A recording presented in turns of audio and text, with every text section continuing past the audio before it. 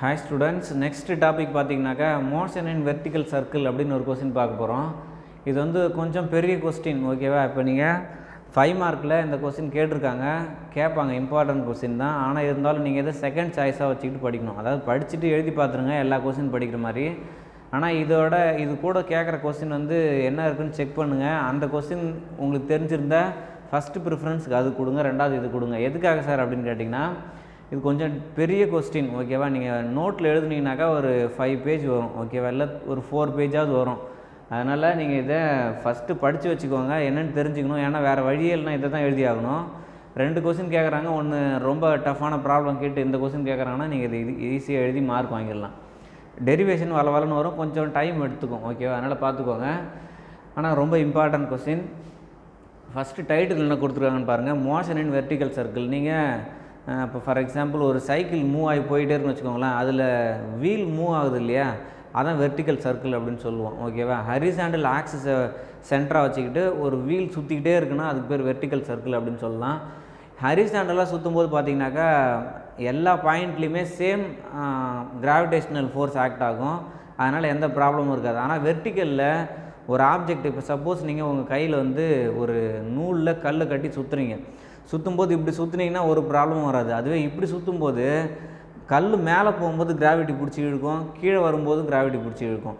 அப்போ மேலே போகும்போது உங்களுக்கு கஷ்டமாக இருக்கும், கீழே வரும்போது கொஞ்சம் வேகமாக வரும், உங்கள் ஆக்சுவல் ஸ்பீடை விட வேகமாக வரும். அப்போ எந்த மாதிரியான ப்ராப்ளம்லாம் இதில் இருக்குது? அப்போ ஏதாவது ஒரு பாயிண்டில் அந்த ஆப்ஜெக்டோடைய ஸ்பீடு என்ன, மினிமம் ஸ்பீடு என்ன, மேக்ஸிமம் ஸ்பீடு என்ன அப்படின்னு நம்ம கண்டுபிடிக்க போகிறோம், ஓகேவா? ஃபஸ்ட்டு இந்த இடத்துல என்ன செய்கிறோம், we take an object of mass m, ஓகேவா? இதான் அந்த ஆப்ஜெக்ட்டு. நான் இன்எக்ஸ்டெண்டபிள் ஒரு ஸ்ட்ரிங் எடுத்திருக்கேன், இதுதான் ஆக்சிஸ் ஓன்னு வச்சுக்கோங்களேன். இந்த ஓ பாயிண்ட்டை பொறுத்து தான் இந்த ஸ்ட்ரிங் என்ன ஆகுது, அப்படியே சுற்றிக்கிட்டே இருக்குது. எப்படி சுற்றுது? வெர்டிக்கல் சர்க்கிளில் சுற்றுதுன்னு வச்சுக்கோங்க. நான் ஏதோ ஒரு பாயிண்ட் இதில் நான் என்ன செய்கிறேன், அது சுற்றுற அந்த ஒரு சர்க்குலர் பார்ட்டை வி டிவைட் இன்ட்டு 4 பார்ட், ஓகேவா? ஏபிசிடி அப்படின்னு 4 பார்ட்டாக பிரிச்சுக்கிறோம். இப்போ பாருங்கள், மாஸுங்கிறது எம் அப்படின்னு எடுத்துக்கிறோம். எம்ங்கிறது mass of object, massless inextensible string, ஓகேவா? நீங்கள் சுற்றும் போது என்ன ஆகுனாக்கா அந்த ஸ்ட்ரிங் வந்து எக்ஸ்டெண்ட் ஆகிட்டு போயிடுது. எலாஸ்டிக் ஸ்ட்ரிங்காக இருந்ததுன்னா என்ன ஆகிடும், எக்ஸ்டெண்ட் ஆகி போயிடும். அந்த மாதிரி இருந்தால் நம்ம கண்டுபிடிக்கிற வேல்யூ வந்து தப்பாகிடும். அதனால் இன்எக்ஸ்டெண்டபிள் ஸ்ட்ரிங் எடுத்திருக்கோம். நெக்ஸ்ட் ஆருங்கிறது ரேடியஸ் ஆஃப் சர்க்குலர் பார்த்து, நம்ம சுற்றுற அந்த சர்க்கிளோடைய ரேடியஸ் வந்து ஆர் வெக்டருங்கிறது பொசிஷன் வெக்டர், ஓகேவா? டீட்டாங்கிறது ஆங்கிள்னால் எதுக்கு இடையில இருக்கிற ஆங்கிள், இந்த இடத்துல இருக்கிற கிராவிடேஷனல் ஃபோர்ஸ் ஆக்ட் ஆகிறதுக்கும் இங்கே இருக்கிற காம்பவுண்டுக்கு இடையில இருக்கிற ஆங்கிள் தான் தீட்டா அப்படின்னு சொல்கிறோம். Next 2 force acting on the mass. எப்பவுமே 2 விதமான ஃபோர்ஸ் இருக்கும், அப்வர்டில் ஒரு ஃபோர்ஸ் இருக்கும், டவுன்வர்டில் ஒரு ஃபோர்ஸ் இருக்கும். இங்கே என்ன ஃபோர்ஸ் இருக்குன்னு பார்க்கலாம். ஒன்று வந்து கிராவிடேஷனல் ஃபோர்ஸ், இது டவுன்வர்ட் டைரக்ஷனில் இருக்கும். கண்டிப்பாக கிராவிடேஷனல் ஃபோர்ஸ் எப்படி இருக்கும், டவுன்வர்ட் டைரக்ஷனில் இருக்கும். இதில் டென்ஷன் ஃபோர்ஸ்னு ஒன்று இருக்குது, இது நியூ ஃபோர்ஸ். என்ன சார் அப்படின்னா, இப்போ இந்த பாயிண்டில் வருதுன்னு வச்சுக்கோங்களேன், இந்த இடத்துல நமக்கு டென்ஷன் கிடைக்கும். டென்ஷன் ஃபோர்ஸ் வந்து பார்த்திங்கனாக்கா எந்த டைரக்ஷனில் சார் இருக்கும் அப்படின்னாக்கா, எந்த பாயிண்டில் நீங்கள் அந்த ஆப்ஜெக்டோடைய டென்ஷன் ஃபோர்ஸ் கண்டுபிடிக்கணுமோ அந்த பாயிண்ட்டுக்கு வி ட்ரா எ டேஞ்சன்ட், ஓகேவா?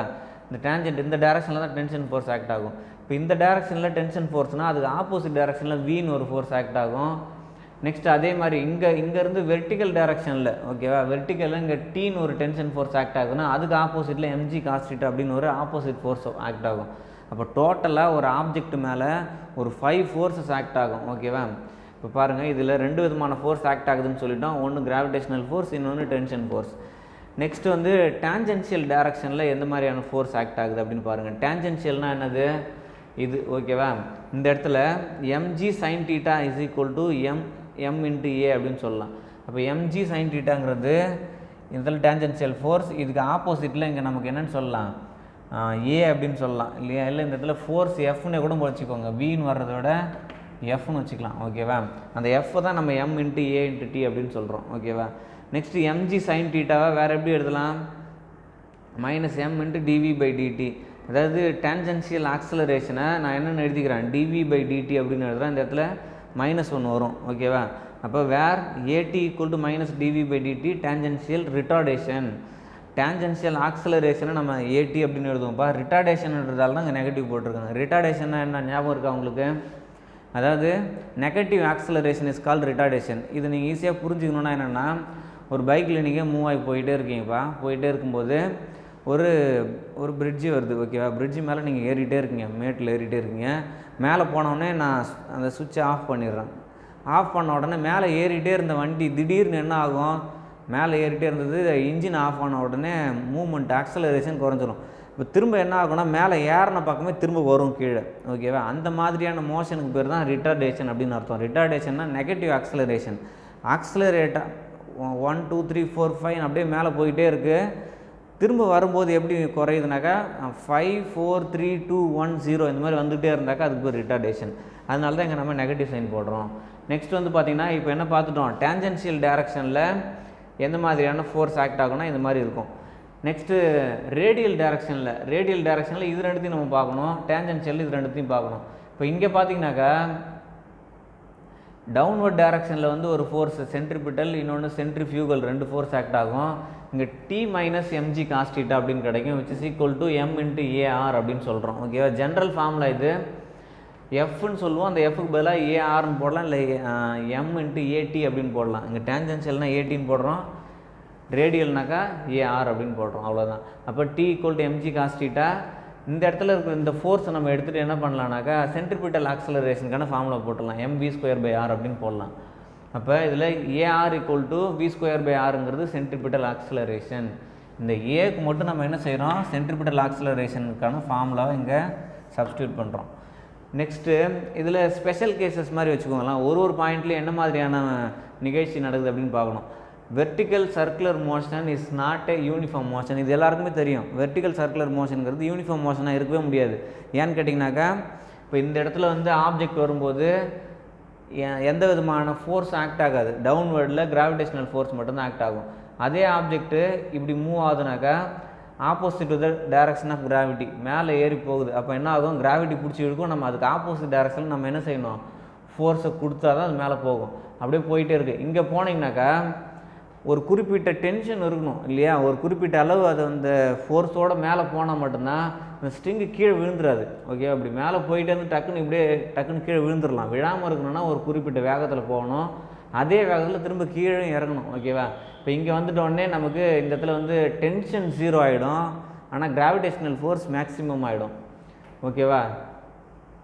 அப்படியே வந்துக்கிட்டே இருக்குது. வரும்போது பார்த்திங்கன்னா இந்த பாயிண்டில் உங்களுக்கு கிராவிட்டி வந்து பார்த்திங்கனாக்கா கிராவிடேஷனல் டைரக்ஷன் டவுன்வர்டில் இருக்கும், அந்த ஸ்ட்ரிங்கு வர்ற டைரக்ஷனும் டவுன்வர்டில் இருக்கும், கிராவிட்டியும் அதுவும் சேர்ந்து கொஞ்சம் வேகமாக சுற்றும். இங்கே இப்படி போகும்போது ஸ்லோவாக போகும், இப்படி வரும்போது வேகமாக வரும். ஆக்சுவல் ஸ்பீடை விட இங்கே ஸ்லோவாக இருக்கும், ஆக்சுவல் ஸ்பீடை விட இங்கே வேகமாக இருக்கும் ஓகேவா. அப்போ இந்த மோஷனை நம்ம என்னென்னு சொல்லுவோம்னா நான் யூனிஃபார்ம் மோஷன் ஓகேவா. அதனால் vertical circular motion is not a uniform motion அப்படின்னு சொல்லிட்டோம்.